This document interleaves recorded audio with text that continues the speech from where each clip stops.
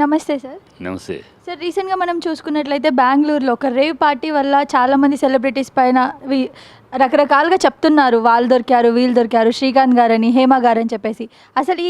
అసలు రేవ్ పార్టీకి వెళ్ళకూడదా sir? Rave party అంటే తప్ప? అసలు రేవ్ పార్టీకి వెళ్ళటం అనేది తప్పేం కదమ్మా. అక్కడ జరిగే యాక్టివిటీస్లో ఈయన తప్పు జరిగితే జరగాలి తప్పితే rave party is as good as a get together revival party. మనం గతంలో గెట్ టుగెదర్ అనేవాళ్ళం, బర్త్డే అనేవాళ్ళం, రివైవల్ పార్టీ అనేవాళ్ళం. ఏదో పాత మిత్రులందరినీ ఒకసారి కలుసుకుంటే రివైవల్ ఇట్లా ఉండేది. ఆ రివైవల్ని అది రేవ్ అయ్యింది.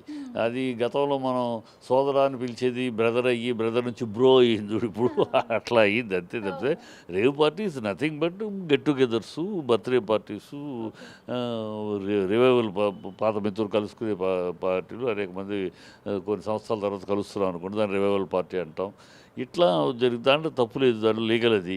దాంట్లో జరిగే యాక్టివిటీస్లో ఏదైనా ఇల్లీగల్ యాక్టివిటీ ఉంటే అది వేరే ప్రతి చోట జరుగుతుంది. పబ్బుల్లో జరగట్లేదా, ఇంకెక్కడ జరగట్లేదు, ఎక్కడ జరుగుతుంది. అవి ఇల్లీగల్ యాక్టివిటీ పట్టుకోవాలి. సో అక్కడికి వచ్చిన వాళ్ళందరూ తాగుబోతులు లేకపోతే డ్రగ్ అండ్ పార్టీ అంటే అది కరెక్ట్ కాదు కదా. ఇప్పుడు 5 స్టార్ హోటల్లో ఉన్నాయి, స్టార్ హోటల్స్ ఉన్నాయి. స్టార్ హోటల్స్కి అడుగు పెట్టేవాడు బ్రతాడు కాఫీ షాప్కి వెళ్తాడా, వెళ్ళి బార్ రూమ్లో కూర్చుంటాడా? కాదు కదా. ఆడికి ఎలాగానే వాడు బార్లోకి వెళ్ళాడంటే అది కరెక్ట్ కాదు. సో ప్లస్ అసలు అక్కడ జరుగుతున్నది ఎందుకు వచ్చారు పోలీసులు, అక్కడ డ్రగ్స్ సప్లై అని ఇన్ఫర్మేషన్ వచ్చింది, అందుకు వచ్చామన్నారు. ఆ డ్రగ్స్ సప్లై ఏమన్నా డ్రగ్స్ సప్లైని పట్టుకున్నారా?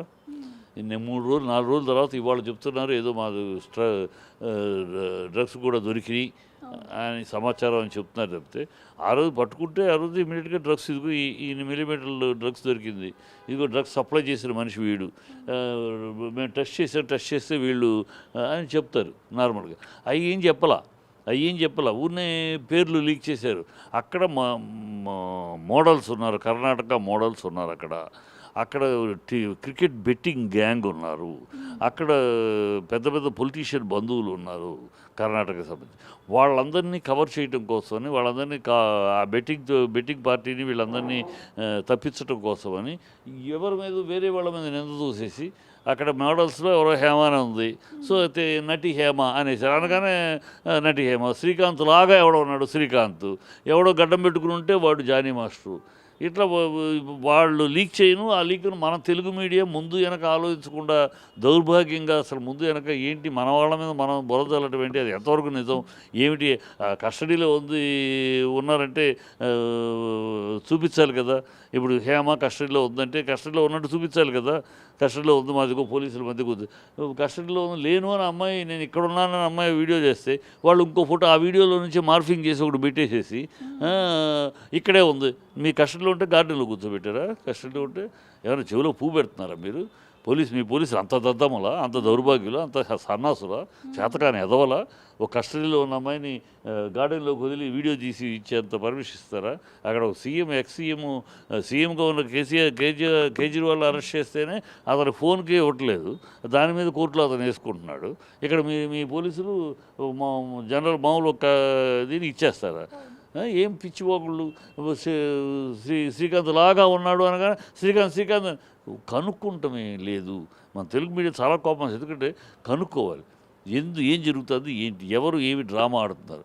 అక్కడ వాళ్ళు బెట్టింగ్ పార్టీని గంజాయి అనే పేరుతో బెట్టింగ్ పార్టీని వెళ్ళి క్యాచ్ చేసి సెటిల్మెంట్ చేసుకుంటున్నారు వాళ్ళు. సెటిల్మెంట్ అందుకని ఈ 3 రోజులు 4 రోజులు ఆ సెటిల్మెంట్ మీద ఉన్నారు వాళ్ళు. అందుకని ఎవరిని దాచిపెట్టాలి, ఎవరిని బయట పెట్టాలి, ఇది ఈ లోపల మొత్తం డైవర్షన్ చేయడం కోసమని తెలుగు ఆర్టిస్టులను గడ్డం ఉంటే జానీ అని, నల్ల డ్రెస్ వేసుకుంటే శ్రీకాంత్ అని, చీరగడ్డ ఉంటే హేమ అని, పేరుంటే హేమ అని ఈ పిచ్చగా తెలిసి మన వాళ్ళు మీడియా దొరికిందే పని. ఎగబడి ముందు వెనక ఆలోచించకుండా నాకు శ్రీకాంత్ ఆర్టిస్ట్గా కాకముందు నుంచి మెడ్రాస్లో ఆరంభంగా ఆర్టిస్ట్గా తను ఎదగడానికి ప్రయత్నిస్తున్న రోజుల నుంచి తెలుసు. అతను పద్ధతిగా కష్టపడ్డాడు, ఒక కెరియర్ కోసం బాధపడ్డాడు, బాడీ కానీ హెల్త్ కానీ కాపాడుకుంటూ క్రమశిక్షణతో ఒక పద్ధతిగా వెళ్ళి పెరిగిన పిల్లాడు. అతను ఏనాడు మనకు తెలుసు, ఏనాడు ఎప్పుడైనా శ్రీకాంత్ ఇలాంటి విషయాలు లేడు కదా, ఇదేంటిది అని శ్రీకాంత్కి ఫోన్ చేసి విషయం క్లారిఫై చేసుకుని చెప్పడం కాదు, ఇమ్మీడియట్గా ట్రోలింగ్ టక్ బుడ్డ ఇది చాలా దౌర్భాగ్యం. నేను ఎంక్వైరీ చేసుకున్నాను. నాకు తెలిసిన విశేషంలో అక్కడ కొన్ని లాజికల్ మనమే అడిగితే తెలిసిపోద్ది అసలు. ఒక కమిషనర్ పోలీస్ ఆఫీసర్ చెప్తున్నాడు, మా కస్టడీలో ఉంది హేమ అని. మీ కస్టడీలో ఉన్న హేమ పబ్లిక్ గార్డెన్లోకి వచ్చి ఇంటర్వ్యూ ఎలా ఇచ్చింది? మీ కస్టడీ కాదు, నేమ్ అదే చెప్తున్నా. ఈ ఫోటో వాళ్ళు రిలీజ్ చేశారు. ఆ ఫోటో ఆ అమ్మాయి రిలీజ్ చేసిన వీడియోలోంచి ఒక ఇచ్చేసేసి ఫోటో చేసేసారు. ఫోటో చేస్తే అసలు నేను అడుగుతాను, మీ కస్టడీలో ఉన్న అమ్మాయి గార్డెన్లో ఫోటో ఎలా వస్తుంది?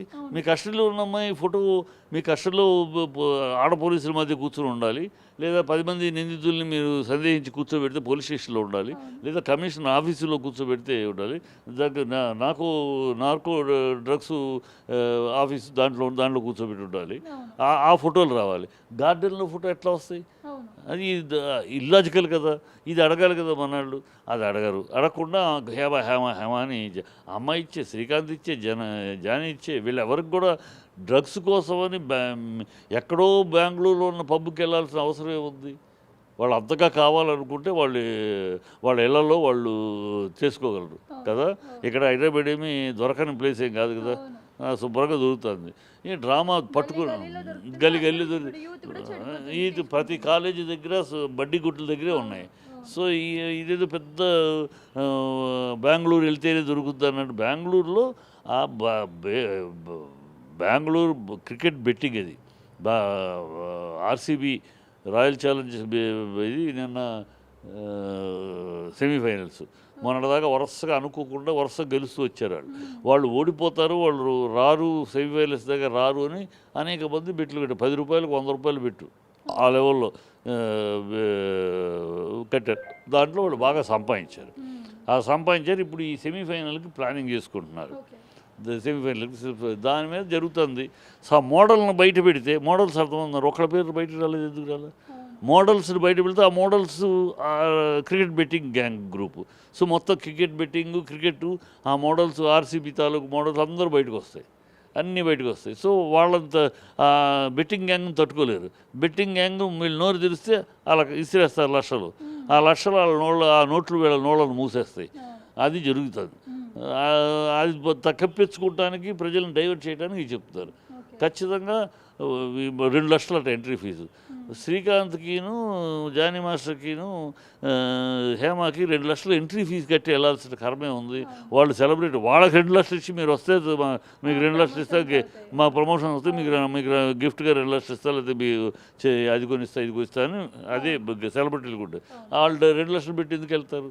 ఎన్ని ఇల్లాజికల్, అర్థం లేని, అది కనీసం ఇంగిత జ్ఞానం లేకుండా, కనీసం ఆలోచించకుండా మన మీడియా, అదే మన మీడియాకి ఇతర మీడియాలకు తేడా. తమిళ మీడియా అనుకోండి, వాళ్ళు తమిళ వాళ్ళు ఉన్నారంటే విషయంలో వీలైనంత వరకు కాపాడుతారు. తప్పని పరిస్థితి అయితే బయటపడేస్తారు, లేకపోతే కాపాడుకుంటూ ఉంటారు. మలయాళ వాళ్ళు అంతే, కర్ణాటక వాళ్ళు అంతే, తమిళ వాళ్ళు అంతే, గుజరాత్ వాళ్ళు అంతే, పంజాబ్ వాళ్ళు ఎవరైనా వాళ్ళని కాపాడుకుంటారు. బయట వాళ్ళని మా వాళ్ళు తప్పులేదు వాళ్ళు చివరో తప్పని పరిస్థితిలో తేడతలమైంది.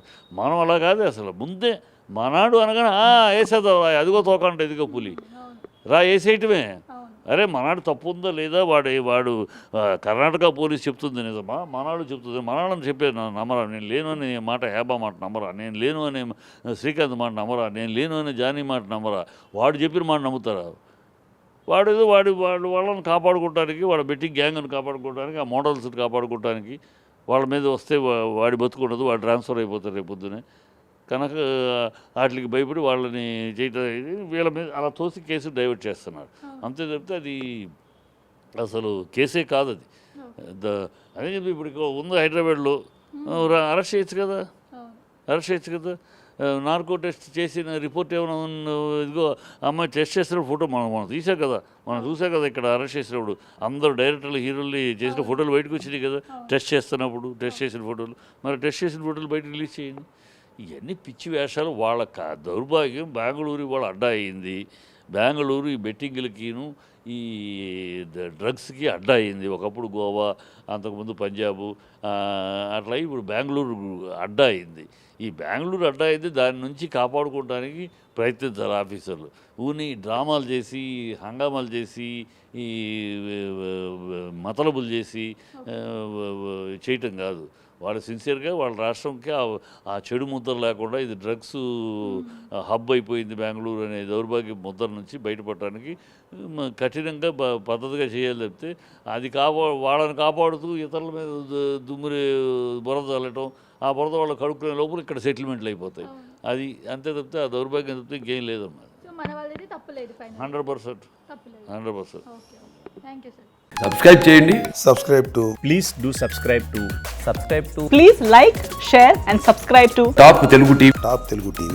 Top Telugu TV. Top Telugu TV.